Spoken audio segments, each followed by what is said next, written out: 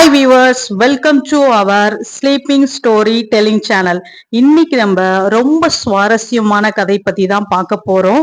வாங்க வீடியோக்குள்ள போலாம், ஸ்கிப் பண்ணாம பாருங்க. நரியும் ஆமையும் அப்படிங்கிற ஒரு கதையை பத்தி தான் பார்க்க போறோம்.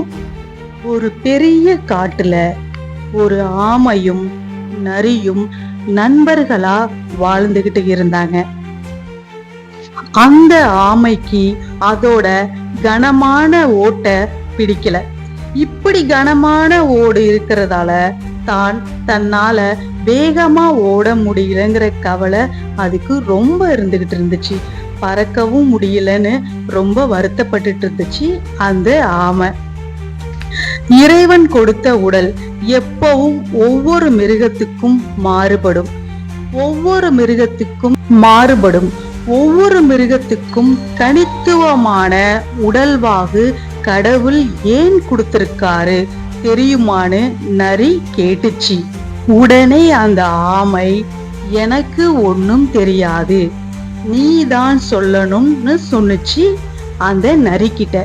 உடனே நரி சொல்லுச்சு, ஒவ்வொரு மிருகத்தோட வாழ்விடத்தை பொறுத்து இயற்கை கிட்ட இருந்தும் ஒவ்வொரு மிருகத்துக்கும் பொதுவா ஏற்படுற ஆபத்துகளை கிட்ட இருந்து காப்பாத்திக்கிடவும் அந்தந்த மிருகங்களுக்கு தேவையான உடலமைப்பை கடவுள் கொடுத்திருக்காரு. உன்னோட உடல்ல இருக்கிற கனமான ஓடு உனக்கு உதவி செய்யறதுக்கு தான் அப்படி உன்னுடைய உடலமைப்பு அமைஞ்சிருக்கு.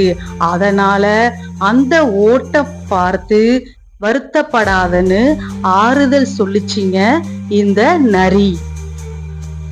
இத கேட்ட பிறகும் ஆமைக்கு திருப்தி இல்லைங்க.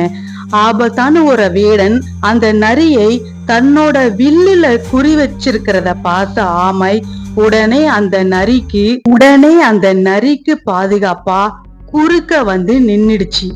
ஆமை வேட்டைக்காரன் விட்ட அம்பு ஆமையோட முதுகுல பட்டு கீழே விழுந்துருச்சுங்க.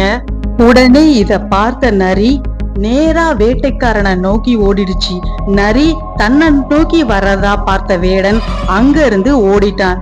இப்ப பார்த்தியா, உன்னோட கனமான ஓடுதான் உன்னையும் என்னையும் காப்பாத்துச்சு.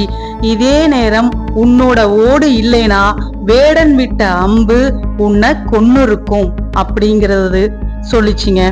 இதுல இருந்து என்ன புரியுது அப்படின்னா, கடவுள் படைச்ச நம்மளோட இயற்கையான அந்த உடம்ப நம்ம செயற்கையான முறையில நிறைய பேர் அதை மாற்ற நினைத்து பல உடல் உபாதைகளை அவங்க மேற்கொள்றாங்கங்க. சோ இதனால எதையும் மாத்தாம நம்ம அப்படியே இருந்தா நல்லாவே ஆரோக்கியமா இருப்போம், எந்த குறையும் இருக்காது. அதனால கடவுள் ஏன் நம்மள இப்படி படைச்சிட்டாரு, ஏன் நம்ம இப்படி இருக்கோம் அப்படின்னு யாருமே ஃபீல் பண்ணாதீங்க. எல்லாமே ஒரு காரணத்தோட தாங்க நம்மள கடவுள் படைச்சிருப்பாரு. சோ எல்லாமே ஒரு நல்லதுக்கு தான், நல்லதே நடக்கும். கதை பிடிச்சிருந்ததுன்னா சப்ஸ்கிரைப் பண்ணுங்க, லைக் பண்ணுங்க, ஷேர் பண்ணுங்க.